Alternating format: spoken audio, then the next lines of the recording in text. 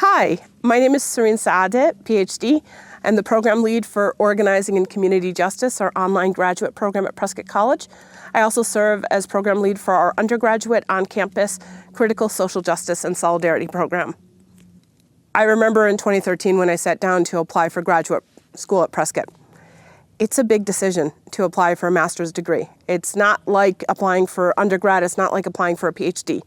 It feels like this transitional space. If you're looking for a program that teaches you how to create social change as you work and live on the pathway you're already on, but also as you're looking for something transformative that might help you get onto a pathway that's more aligned with your own values, I really hope you consider our program. Organizing and Community Justice is a very experiential, it's a very practical program aimed at helping you develop the skills and abilities you need to create social change in your local community. We're really thinking here about those hyperlocal places, your neighborhood, your city, your faith community, your school community, your job. Where can you create change? We're going to teach you how to do that.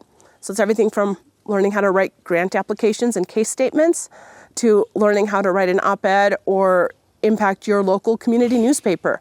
We're helping you understand the systems and structures at play that are impacting everything we do and all of the lives that we live. And we're also teaching ways to disrupt those systems and structures. So every student who goes through this program is going to take 36 credits worth of classes. Each of our classes are 3 credits. You'll have 9 credits of electives, and we have tons of options for you to pick from. You'll also take a capstone and an advocacy research class. However, we do have a few required classes that every student takes, and those are some of the ones I'm actually most excited about. One of those classes, the class is sort of my baby, it's Community Organizing Tools and Practices. This is our Organizing 101 class. It is a class that will teach you the kind of fundamental and foundational skills of community organizing, how to conduct a one-to-one relationship building meeting, how to go to a community meeting, how to conduct a power analysis and figure out how you can understand the power structures in your community and then use that understanding to create change. Another class that I love and that our students always really appreciate and kind of really dive into is social movements and global justice. That class is really aimed at contextualizing our movements. It's a class that's about abolition. It's a class that's about decoloniality. It's a class that's about how global movements for justice shape our local movements for justice. So we live in a world right now where immigration is in the news every single day. So as we talk about global immigration movements and global migration movements, we're also talking about what's happening locally. So it takes that big picture, big system thinking, and it helps us apply it to our most local communities, and then take what's happening locally and place it within the context of what's happening in these larger spaces. It's one of my favorite classes. I love to be able to teach it. I love seeing our adjuncts and our other faculty teach that course. It's a phenomenal class. We also have a class, and I say this as somebody who was a housing justice organizer for many, many years, called Race, Class, and Housing Justice. It's actually one of our electives. It's one of my favorite electives that we offer. It's a class that teaches you the systems that impact housing, but it teaches you how to be a housing justice organizer. It teaches you how crucial and core and at the center of our work housing is, because it is really connected to all of these things, all of the different ways that injustice exists. Housing is at the center. So it gives you that framework, it gives you the skills and tools to understand and how to respond to a world in which housing is not something that too many people have. It helps you understand how we organize for something as basic as housing, but as crucial as housing. And it's one of my favorite classes because it's got that race-based consciousness, it's got a class-based consciousness, it's got that framework, and it applies it to housing, which is crucial for all of us, right? So it's one of my favorites. It's one of the electives that I am most in love with. We live in a really terrifying world.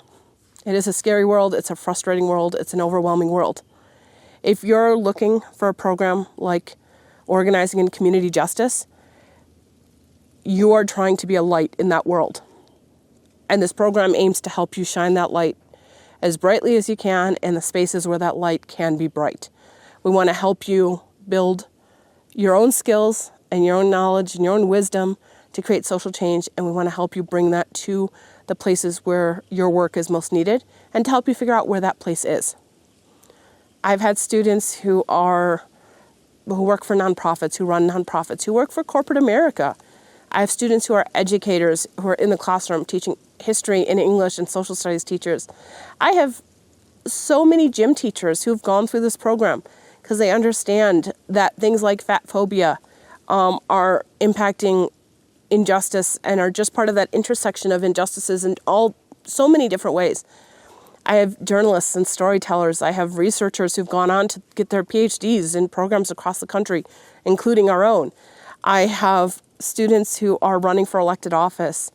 I have students who are out there just every single day grinding through this work, never giving up. And because they have a community of people that they're learning from, and because they have a community of people that they are getting to get support from in the work that we do, because while it may be online, you're still in a physical community learning somewhere.